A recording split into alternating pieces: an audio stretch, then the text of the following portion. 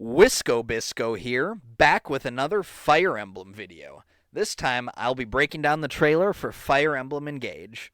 Without further ado, let's skip all the intros and get right into it. So, as the trailer begins, we get presented with this really cool-looking tapestry. It reminds me a lot of the artwork in Fire Emblem Three Houses that we were shown in between chapters, where Geralt narrated over them. So there's a lot going on here. We get to see each bit really up close, so I'll point it out then. But just as a brief overview, we have some commoners and village folk up top, just kind of hanging out. We have this white dragon, who's like the good dragon associated with our protagonist. And we have this black dragon, which is kind of the villain of the game. Down here, we have a bunch of heroes from the previous Fire Emblem games. And over here, these pink-looking things are enemies which appear in the combat in this new game. And in the middle ring here, we have like a close-up portrait of each of the heroes. 12 to be exact. And again, we'll get a close-up look at quite a few of them in a bit. And in the middle, we have this kind of map with this central landmass and these 4 distinct landmasses surrounding it. So as we zoom in here, I'll point out each of the lords. We'll start down here with Lyn in the bottom right. So that's definitely Lyn. Then we have Roy going counterclockwise. We have Leaf. We have Sigurd. We have Celica, Marth, male Byleth, female Corrin, Lucina with the Marth mask, Micaiah, Ike. And this one took me a minute, but I think it's Alincia. It's kind of an odd choice, but it kind of makes sense for reasons we'll get into in a little bit. And of course, as we get closer to the center, just as the narrator is explaining, there's the central landmass and each of the 4 surrounding ones. You'll notice each is a different environment. In the bottom right, this is like a desert, and there's a big kind of structure there in the middle, like a palace. Going counterclockwise, this is like a snowy mountain range with another castle there. All of them have castles, but in the top left, it's like a mountain range. And then the bottom left, it's like a grassland. And in the middle, that looks curiously like Garreg Mach. You can see this bridge right here resembles that famous bridge in Three Houses. And then there's this curious surrounding bit. It kind of looks like rocks with lava or something like that. 1,000 years ago, so I love this transition where it goes from that kind of tapestry to this this 3D cutscene. With the fell dragon. So cool. We called upon heroes from other worlds to aid us. Heroes. So you'll notice there that dragon breathed that pink kind of magenta fire. And we'll see that in a little bit. I wanted to make note of that. From other worlds to aid us. So now we're back into this ring of the tapestry. So I wanted to point out, it's kind of hard to see on Leaf, so I'll point it out on Roy on the left. But you'll notice he's wearing a ring, and there's that kind of red jewel in the middle of it. And there's this flame emanating from his fist. And Leaf is wearing a ring as well, but it's hard to see. Lyn is much easier to see, or her ring is, so we'll point that out here. There's Lyn's ring with the green jewel and then the green flames. Alincia has kind of like a teal flame configuration. And like I said, here's our nice close-up view of the bottom part of the ring. Here's some of our heroes from the right to the left. We have Alincia. In the very top right, you can see a little bit of Celica. There's Lucina, Roy, Ike, Lyn, Micaiah. But more importantly, you see this pink figure just to the left of Celica in the top right. And he resembles an enemy that we see in the game later on. And he's wielding an axe, as you see. And if you look really closely on his head, I will try to zoom in as much as I can. There's a faint kind of red jewel. It looks like a red dot on his forehead, and that will come into play later. You can also see kind of some orange streaks kind of emanating from the torso and the forearms. On. So here's a In nice the end, pan we of were our cast. victorious in And we zoom defeating- out here. This is our protagonist, and he's wearing this ring with this blue jewel. So, imprisoning the here we have a figure. This is our protagonist wearing a blue cape. And this is a little curious. I'm not sure if it's the artistic direction that they went with and they kind of washed out all the color or changed the hue. But from what we learn later on in the trailer, this is supposed to be our main character, but they dress kind of differently in this flashback unless it's a color thing. fell dragon. So that's interesting. He defeats the Fell Dragon. In the years since, And our this is world the has the top part of that tapestry. These are some villagers and common folk, and as the narrator is saying, basically, But now, this is just symbolizing like the 1,000 years of peace or whatever. And now we see these purple flames are back, just like the ones that the dragon breathed, and they are devouring the peace, the I villagers. sense a resurrection. And they The transition binding into weakens. this bad guy here. This is the only time we see him. You'll notice two things about him. One, he has this kind of spiky ornamentation on his like headdress thing.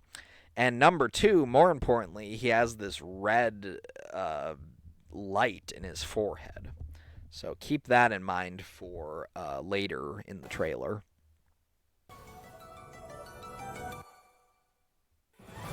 Alright, so now we transition to modern day. Here is our hero.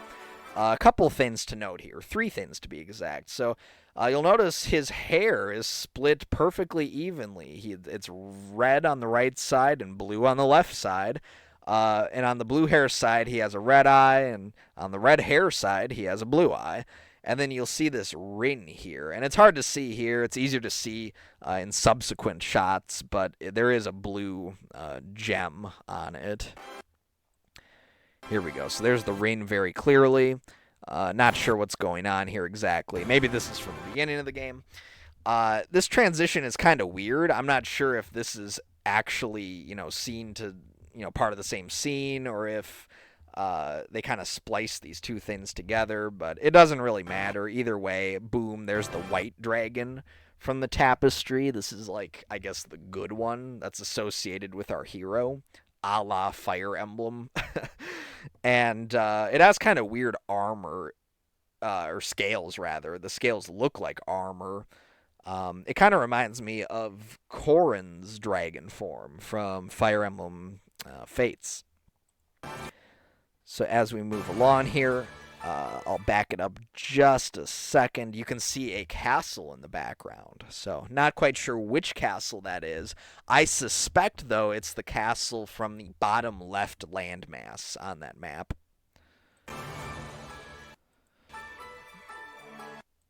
Alright, so here there's 2 things to point out.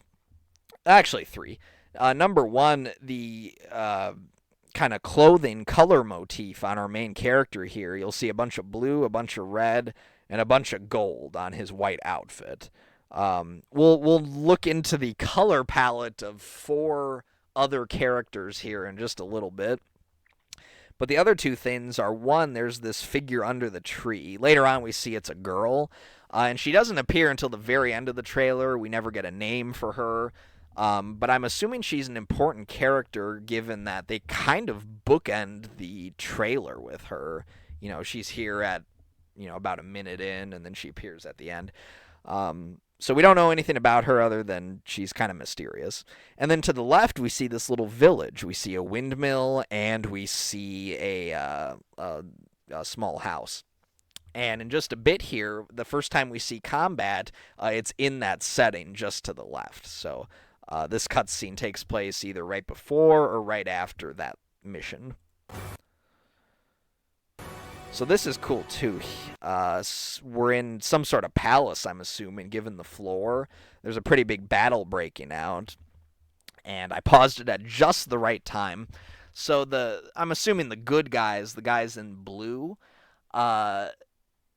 they are fighting these other guys, and if you look in kind of the top and then slightly to the right, I'll zoom in, this one enemy has a glowing red eye, as it looks like. Really, as we see later on, it's a glowing spot in the middle of their forehead, just like that other villain, and just like that tapestry at the beginning. So my thought is that that big bad guy is kind of controlling all these little,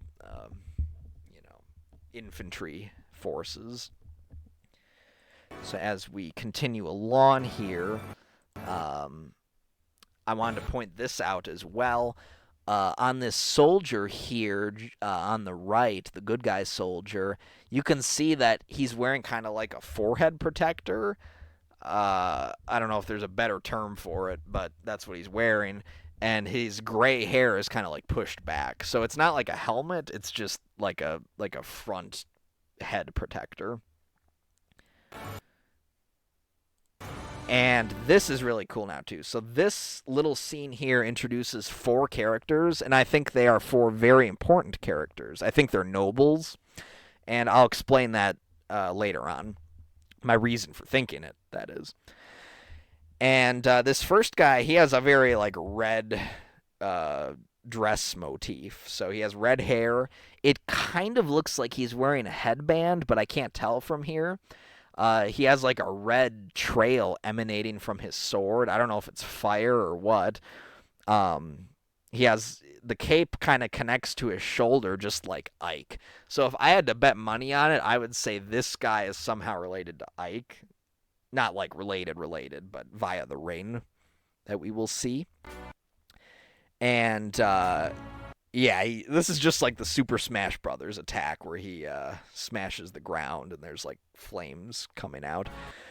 So he's the first of the 4 characters, and this is the second of the 4 characters. She plants her like staff into the ground and kind of spins around. You'll notice she has like these bead ornaments on her wrists and in her hair. And then in her clothes, she has this same kind of pink color up here. There's a pretty good view of this character. You can see kind of the pastel colors there, kind of maybe a cheerful character. I'm not sure. And as we move along here, this is the next character, and we actually see this character a lot in the rest of the trailer. We never see any of the other 3 characters from this cutscene again, but we do see this guy a lot, and he's a lance user, and he has kind of a crown. It almost looks like it's made of like vines or something. But if I just advance it like a frame, he has like the Dimitri haircut on point. He looks exactly like Dimitri. It's probably intentional. Maybe they'll weave it in. Oh, he's a descendant of Dimitri. But I don't know. And the last character here, she's obviously a magic user. She has a tome, and she's using fire. And she has kind of like a rose motif on her neck. She has like a rose tied, and then down here she has a rose. And I've seen a frame on one of my like 12 viewings of this trailer. I've seen a frame where she has like roses on her cloak back here, but it's really hard to see. So anyways, we jump back here, and now we're going to get into the ring and what the ring is all about. We're in the same kind of grassland valley where we saw the dragon. And the ring is glowing blue, which is Marth's color. If you actually go back and look at that tapestry, you will notice that Marth's flame that's around his fist is blue. And here we get our first look at Marth, looking pretty cool and crisp in HD. I'm not entirely sure the importance of the northern lights and the water in the background. I think it's just some ethereal backdrop for when Marth first appears. And here's Marth now in this same grassland where we just were, and he's surrounded by this kind of blue, I don't want to call it fire, but kind of like ethereal aura, whatever. He's summoned from another world. And we get the title reveal, Fire Emblem Engage. There's the blue and the red, of course, from our main character. We got some purple in the middle. We know how colors work. So let's keep going here. So here, I'll back it up just a sec. We got a new character here. Her name gets revealed later on. We see her in combat. I believe she's one of the first characters we get to use. And we hear some voice acting, so that's cool. I think we all expected that. I'll advance it just a frame here. Oh, that's a funny frame.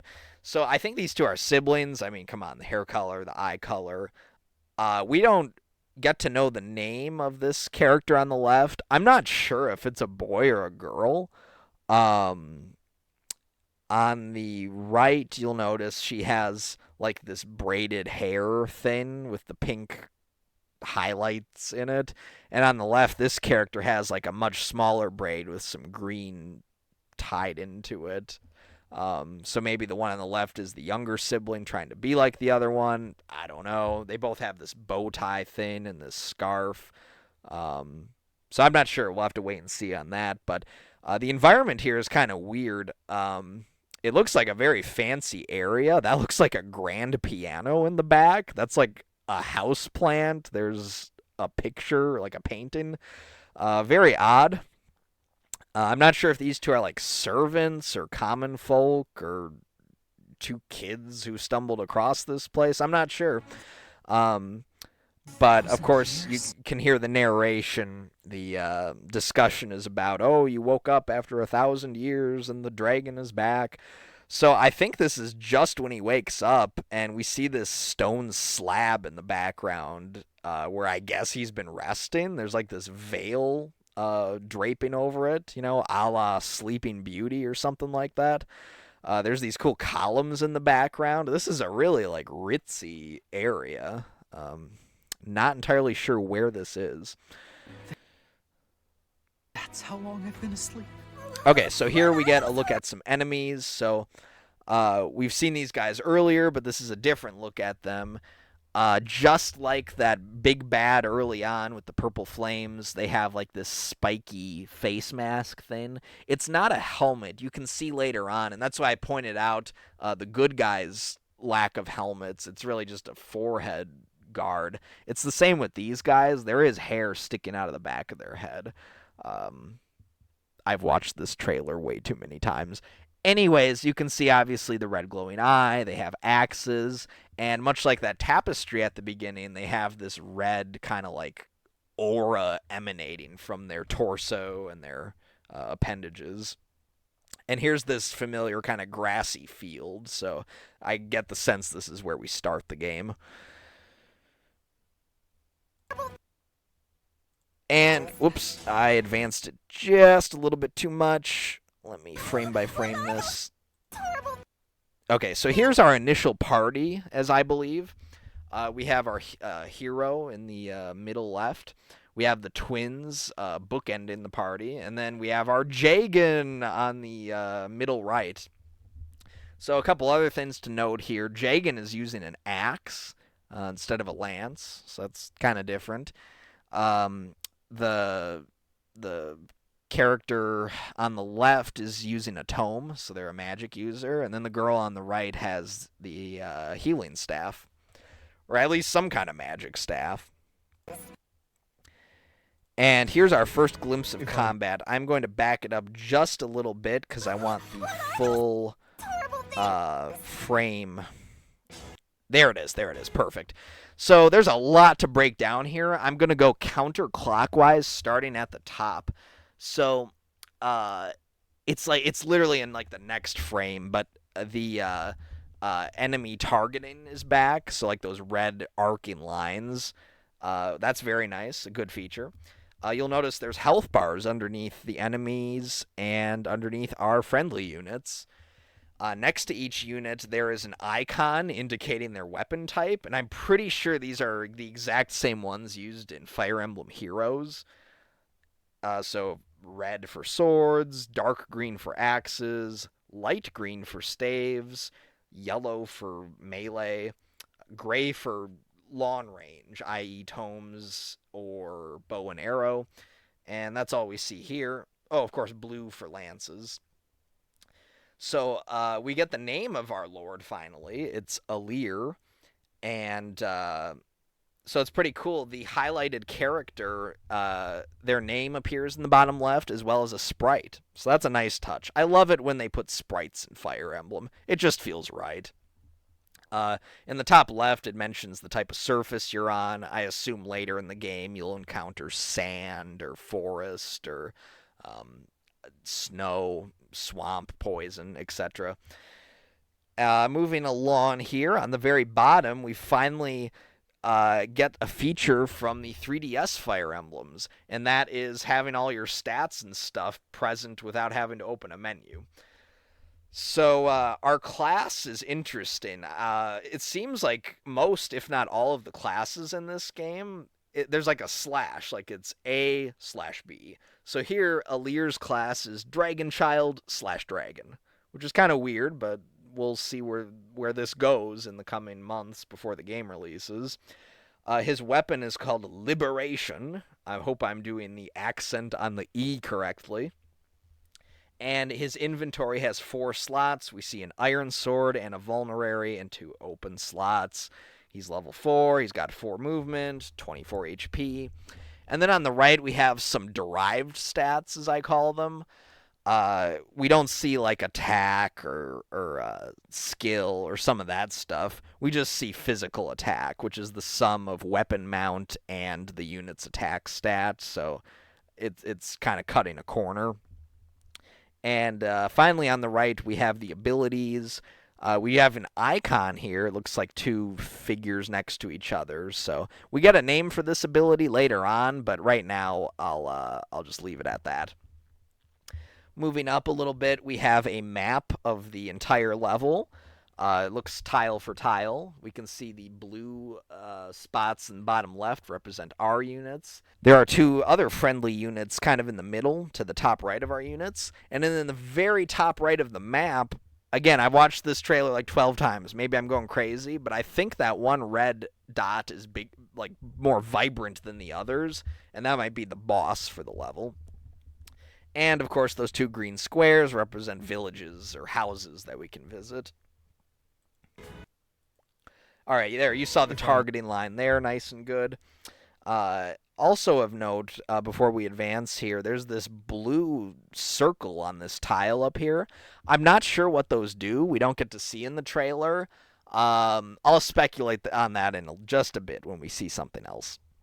So for now, this is what a combat preview looks like.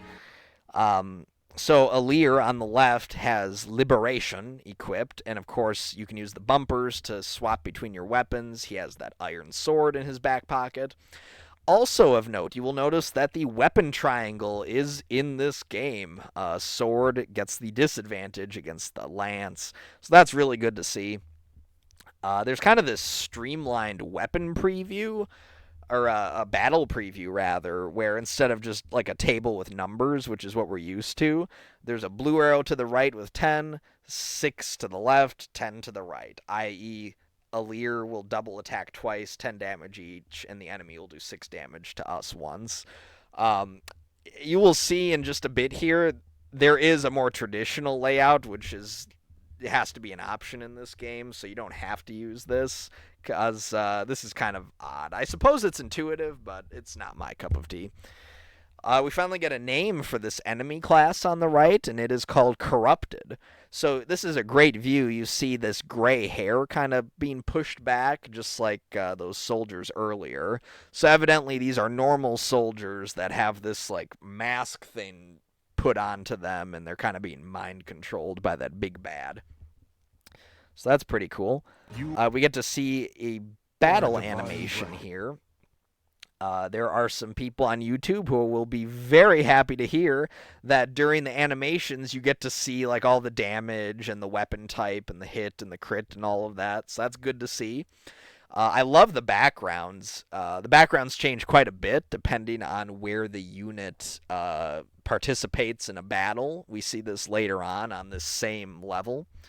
So that's very cool. A member of a royal family of dragons revered Okay. as deities. So this is another level. I will back it up just a hair here. Okay, cool. So I believe that this is the first level of the game, and that level we just saw is either like the second or the third level of the game.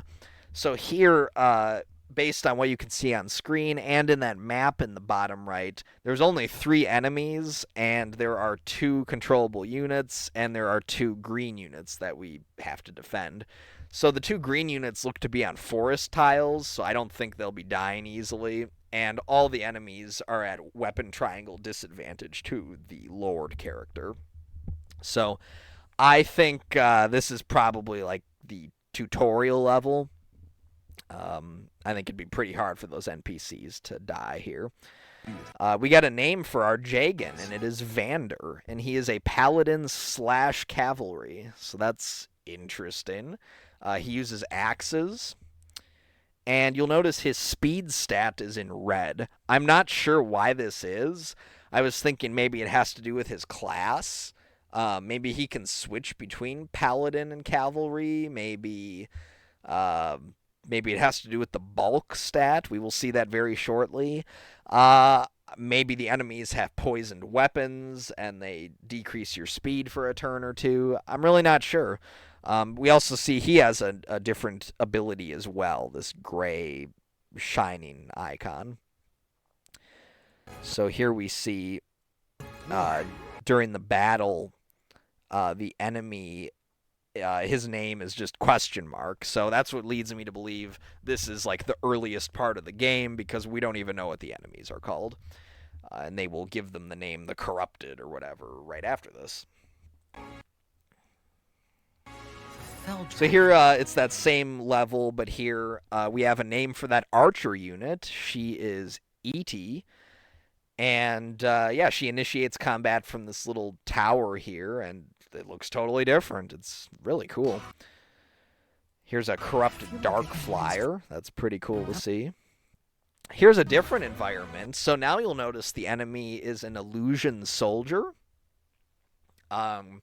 And you can see they are wearing green, and they have some gold ornamentation. And if you look in the background of this weird castle environment, both on this rug, or this carpet, no, I guess it'd be a rug, and on this banner, it's green with gold ornamentation. So those are the colors of the illusions, apparently.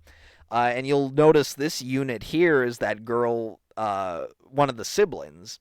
Her name is From, and earlier you saw she could use staves as well as melee weapons, and here her weapon is listed as Iron Body Art. So it's unclear if that's just the name they give fists, or if that's an actual art, a la Fire Emblem Echoes or Three Houses. So as we continue along, we get another new character named Lewis, or Louis. I'm going to go with Lewis. He's a armored knight using a iron lance, and he's also attacking an illusion soldier. And we see this level in a little bit coming up.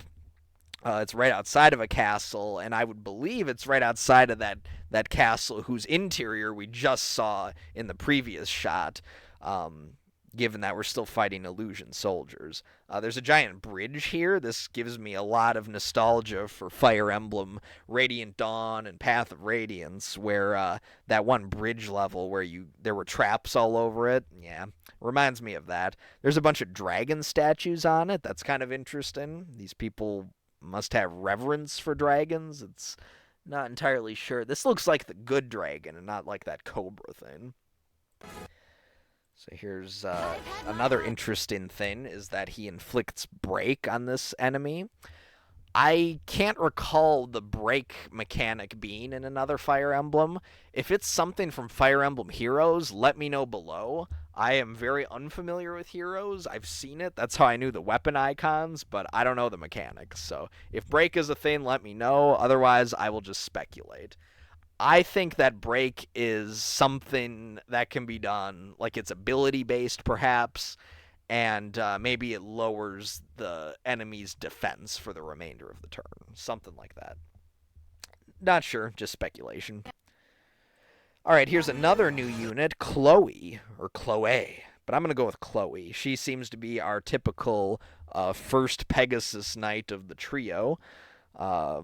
She's using a Slim Lance, and look at this. It does 42 damage, and she doubles. That's crazy. This thief has no chance.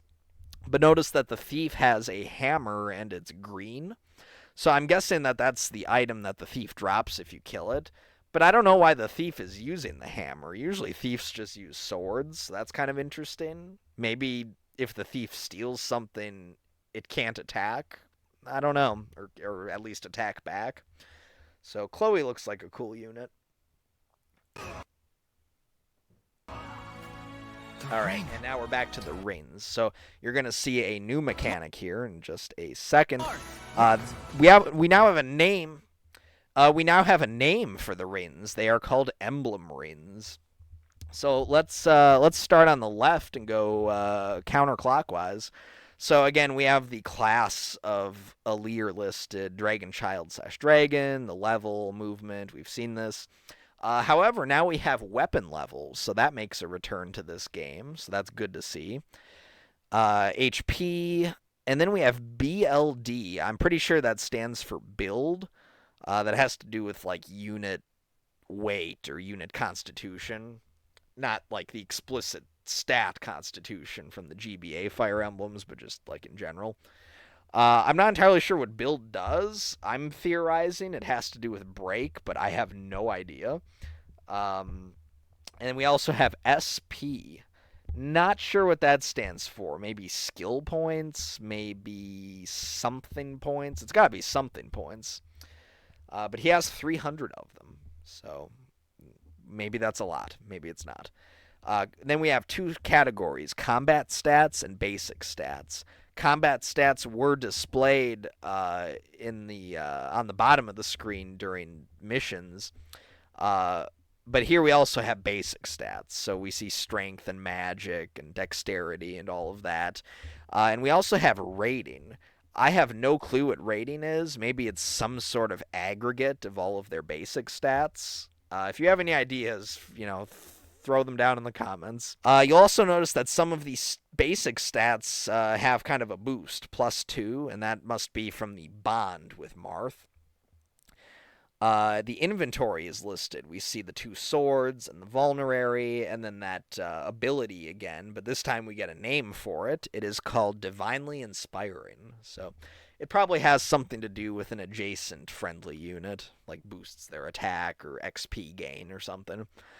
Going on to Marth, we see he has a rapier equipped, and he has 4 abilities: Perceptive, Break Defenses, Divine Speed, and Lodestar Rush. The latter 2 both say type bonus. It's unclear what that means. It may be that has to do with the fact that they're both sword users. It's unclear. All of the units that we see in the trailer who are associated with heroes, they are all the same weapon class. Like they both use magic, or they both use lances. So maybe later on we find units who, a sword unit with an axe hero, or vice versa, and they wouldn't get that same type bonus. It's unclear. But we see that we have a couple emblem rings in the top right. We have Sigurd as well, and that will show itself in literally the next scene.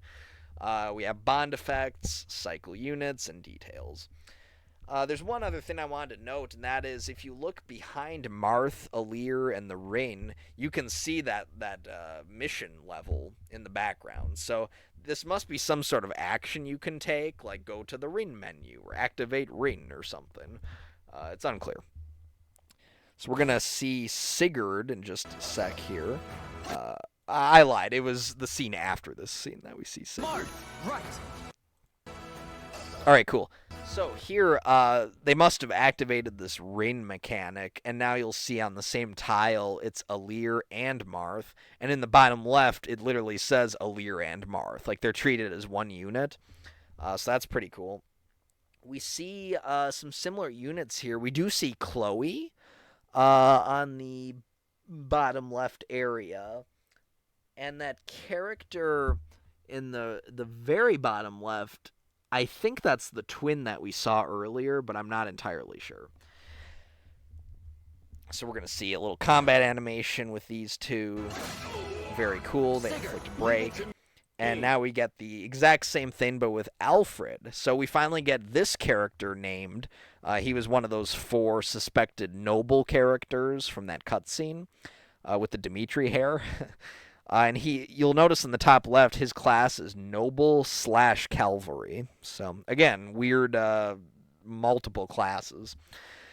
You'll see his boosts are to movement, build, dexterity, and defense. And his ability is Self-Improver, so sounds like an independent unit. Sigurd, he uses Rider's Bane, and he has the abilities Canter, which I have to assume is the same as Canto, Gallop, which is his type bonus, and Override. So in this case, Gallop makes sense, because both Sigurd and Alfred ride horses, so it would make sense that would be like their type, like that's their type bonus, Gallop. That's what I'm thinking, at least. So we get to see a little combat animation with these two. I'll back this up just a sec to point out this map. So this appears to be just outside of that castle that was shown a couple scenes ago, and we can actually learn quite a bit from this map. You'll notice these blue circles are here again.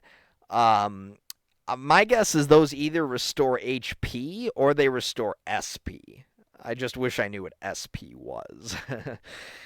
This looks to be a defend the zone map. Like on the very top, you'll notice these red tiles are hollow. There's some blue showing through. So if any enemies get there, you lose. And if you look at this map, I will frame by frame it. There's a ballista down here, and if you look at the mini-map in the bottom right to the right and left of the ballista, that icon must mean breakable cover. And so what the map designers want you to do is they want you to throw someone on the ballista, take some pot shots, plug these hallways in the middle, and then eventually plug the broken hallway down here. And maybe eventually you have to move back, and there will be constant enemy reinforcements. Very Radiant Dawn-esque. So this looks like a cool level. A couple other things to point out here. We have 3 new characters, actually. Over on the right, there is a character with Micaiah's hero associated. I believe that's Micaiah. So that's interesting. And they are a staff and tome user. And then on the left, we see an archer character with the black robe. And then right beneath them, we have some swordsman character who's associated with Roy. So that's very exciting. Oh, you know what? There's a 4th new unit. I was just looking now, and I don't think I've spotted this yet, but on the very left, that horse unit, they're wielding a lance. So that can't be Vander, because Vander was using an axe. And we see in the middle, that's where Alfred and Sigurd are. So 4 new units here, so pretty exciting. So we see a little animation here with these two. You saw the momentum ability pop off, and then you saw break inflicted on the enemy. And so now we get a bit of a different environment here. This is Somniel. So this is this game's Garreg Mach, apparently. It looks a lot like Garreg Mach. I mean, there's literally like a chapel or a monastery right in front of us. And I would venture to guess that that art tapestry we saw at the very beginning of the game is like on the ceiling of this chapel. I think that would be really cool. A couple things here. One, notice these floating rock islands to the left, right, and top of the chapel. Kind of interesting. We see some stuff later that indicates that Somniel itself is in the sky. Not sure how that happens. We see Ghost Marth hanging out right in front of us. We can probably talk to him. To the left, we have some sort of item shop, I believe. Might be a weapon shop. But if we look at the mini-map in the bottom right, starting in the top left and going counterclockwise, we have the weapon shop. We have some NPCs with some speech bubbles, so we can talk to them. We have an item shop. Way to the left, that's a fishing spot. Way to the bottom right, that glowing gold spot, I believe, is probably related to some side quest. And then we have an apparel shop right to our right. And we will see that in just a sec. There is clothing you can buy. It's not like shields and stuff. It's actually clothing. And then there's the blacksmith, or just the smith in the top right. So we get to see a little bit of Somniel here. There's the item vendor. You'll notice some shields on the back of the store. It's unclear if that's just a decorative, piece for the shop, or if they actually do sell shields like in Three Houses. We'll have to wait and see. But here we get some animals you get to interact with. That's a goat. I see some sort of bird. I think that's a cat, and I think that's a cat as well. The architecture is kind of weird. Like, if you look to the left, top left, these are like Greek columns. You got these nice stairs, and then there's like this weird picket fence. I don't know. It's kind of a weird mixture. And then here's the smith, Kalny, not sure. Definitely a bit different from Three Houses. Like, I don't see an anvil. I see like magical crystal ore in a pile. Fire Emblem. And we see there's a text log and auto advance. So those are nice features to have back from Three Houses as well. Moving on here, we get a new character named Citrine. And you just saw her change her outfit there. So she had the noble jacket on, and now this is the sunlit apron, and you see some other choices there. And if we look both on the left and the right of the screen, there's like the shirt icon and the glasses icon. So there's probably like eyeglasses and hats, maybe like hair accessories. We don't get to see that in this trailer. We just see a couple like clothing outfits, but I would bet a lot that they are going to add a lot of DLC for this. So as we move along here, here's Alfred. We can talk to him.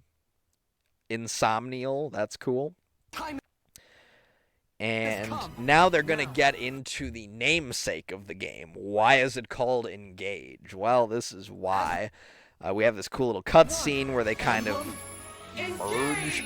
And you'll notice right here I stopped at the perfect time. This is like a new sword. It's not Falchion and it's not Liberation. It's something different.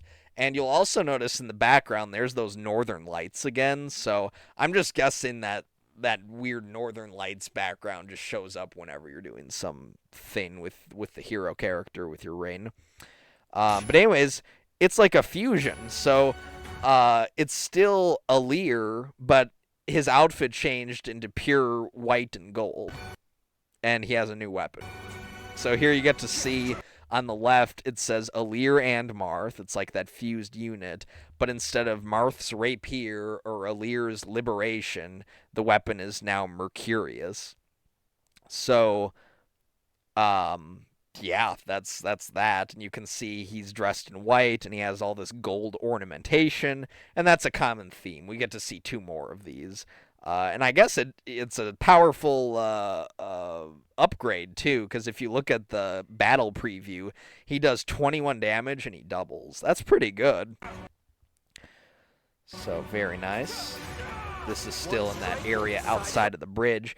Here we have Alfred and Sigurd combining, merging, whatever, and their weapon is Rider's Bane. So here you'll notice Alfred went from blonde to having white hair, and he's all dressed in white with some gold ornamentation. Same for the horse.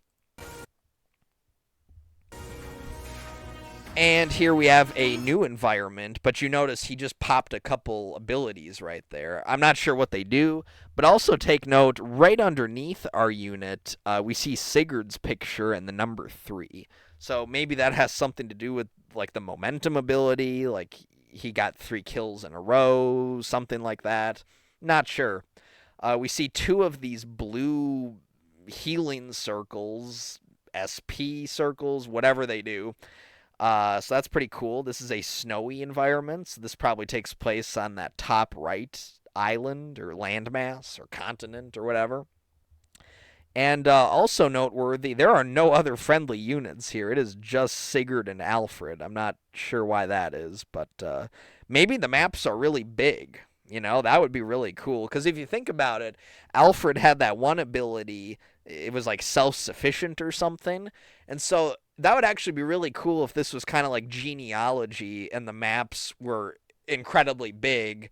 And you could plan, like, okay, well, this unit has the proper abilities to send him off or send her off on their own, and, you know, they're better equipped for that, whereas some units have to stay clustered together. I think that would be awesome. It's probably too much to dream that, but we shall see. Here's another new character. She has been in a lot of the gameplay we've seen. She's had the Celica icon next to her, and she gets named in just a minute here. So notice how normally she's blonde, and, you know, she's blonde. And then in just a sec here, she's going to fuse with Celica. Now notice they are right kind of in this area right here with Celica, the icon there. And you'll notice her attack range, you see these red brackets, it's a lot like a ballista attack range. You see how it's kind of this plus sign shaped thing. So that's pretty odd. We get her name. She's called Celine. So that's pretty cool. You'll notice her hair turned pink. So it went from blonde to pink. And her clothes are now white and like magenta. So that's kind of interesting. You'll notice the number 3 by Celica again. Not entirely sure. Now that I think about it, it might be like the number of uses left fused before they have to go back to normal. And actually, if I had to bet on it, I think that would be my best guess. So let's continue along here. Let's see their animation. It's pretty cool. Yeah, that's pretty cool. Here's another new character. We just missed him. Let me back up a second. Let me play it frame by frame. One more. There we go. So this guy looks really cool as well. So this is also in that snowy environment. There's a stronghold or a castle in the background. And there's a bunch of these soldiers who look like the good guys. Now, earlier we saw them and they were wearing blue. And they must be associated with one kingdom or one nobility. And these guys are wearing red. And they must be associated with a different nobility. And so this guy's a cool character. I'm going to presume that he's a good guy. Maybe we get to use him. That would be cool. And here is a quick shot of the girl from the very beginning of the trailer where she was underneath the tree by the village. And this is the last time we see her. Like, she's only shown twice. I have a feeling she's a really important character, but they just show her twice. So there she is for the last time. This is my favorite part of the trailer. So this probably isn't that initial bad guy with the red glow in his head, just because they don't show this guy's face, and it would be stupid if they didn't show his face if they already showed it earlier. So this is a new big bad, but you'll notice he's slipping on an emblem ring of his own, and it has like a purple or an amethyst glow. So I think the inference here is that he's summoning a villain from a past Fire Emblem. And there's a lot of possibilities here. Just off the top of my head, I would love to see the Black Knight reappear, even though he is kind of a good guy by the end of it. Still, villain is a villain. So that would be cool. I would be curious to see how they would handle 3 houses. Like, would Edelgard or Rhea be villains? That would be something, huh? There's a lot of opportunity here. Those black fingernails are kind of weird. Maybe the from Conquest, the father guy, Garen or something. This guy kind of looks like him. Did Garen have black fingernails? I don't know. Okay, so here we get... Oh, I passed it. Let me go back one more frame. Here we have a battle continuing from what we just saw with that guy in the red armor. So they're all waving their banner for their house or their nobility or whatever. I'm assuming those are the bad guys over there. Really cool environment. I love winter levels or snow levels in Fire Emblem. Three Houses was really lacking in that regard. Me to gather all of the rains and bring peace. All right, and now it's just some fluff with Marth and stuff. Oh, that's right. There's this scene. So I'm gonna go just a little bit back here. One more frame. There we go. Perfect. So I believe that. Well, first of all, there's 5 characters here, and I think I know who they are. It's Alir, and then it's the 4 characters that I think are nobles from that initial cutscene, and we'll see them right after this too. And let me try to point them out here. So on the very far left, I believe that is Alfred. You can kind of tell by his armor color and by his hair. You can kind of see like that flowery crown in his hair. And then right to his right, or right in front of him, is the girl with the bead jewelry. And then right, it looks like right in front of him, or right to the right, from how you're looking at it, right to the right. And then to the right of him, it's that one girl with the staff and those giant beads on her wrist and in her hair. I think it's her. And then to the right of her, I think that's that guy who looks like Ike with the red color scheme and the giant sword and cape. You can definitely see the cape. And then to his right, I think it's that girl with the fire magic and the roses, and then Alir is up front. I've seen this so many times. You can catch a glimpse of red and blue. It's going to be really hard to get it, but you can see like a little bit of red and blue, but Alir's white outfit really comes through. Yeah. Yeah. You see there's kind of his white cape coming back almost by the Ike guy. But this is really cool. They're all facing off against that creepy cobra dragon. This is cool. It's, they're working together. And we get this. This is the box art for the game. And there's quite a bit here to break down. So in the very center, this is the most important part. We're going to get a pick male or female protagonist for Alir once again. Just like Byleth and Corrin and Robin. So, yeah, on the left, there's obviously male Alir. And then on the right, there's the other Alir. Same sword and everything, same color scheme. Although I will say the hair scheme is flip-flopped. One is red on the right, one is red on the left. You see that. So, yeah, that's interesting. We didn't see any gameplay with the female Alir, but we did see the screenshot from the leaks about 2 months ago with female Alir. So I will definitely be making a video comparing what we saw then to what we got now. And there's, of course, the ring, the emblem ring, in between the 2 variants, and there's Marth to the left. I understand why they put Marth on the cover. He's linked with the protagonist, so Marth is kind of there, you know. As we move down, you see to the bottom left and the bottom center, there's like floating rocks. And those definitely allude to that whole kind of Garreg Mach area for this game. And in fact, that area itself, I think, is on the very top of the screen. It looks to be floating as well. Very interesting. We see the white dragon, which is, I guess, the friendly one associated with the protagonist on the left, and then the evil one on the right, obviously. And now the final part, which I think is the most interesting, there are 4 other characters on the cover of this game. And right by the to the right of the ring, we have that Ike-looking guy with the red hair. I guess he doesn't have a headband. I thought he did. But right next to him, it's the Rose woman with the fire magic. And then, of course, there's Alfred right beneath her. And right beneath Alfred, it's the bead girl with the colorful wristband bead things. So that is the trailer for Fire Emblem Engage. I hope you found this helpful. I hope you enjoyed it. I'm definitely going to be making a lot more content for this game, so definitely subscribe if you want to see more of my content. I'm going to come out with another video tomorrow pertaining to this game. And then also, I'll leave this here too. I'm doing an Iron Man run of Fire Emblem Sacred Stones, and I will put that right here. And I also have a series called Retro Roulette. Check out my Fall Guys Retro Roulette. And you know, I'm definitely going to make more of those. So if you like the video, please like it. I would appreciate that, and subscribe and do all that. And yeah, for more Fire Emblem content, come back to Wisco Bisco. Thanks for watching. Wisco Bisco out.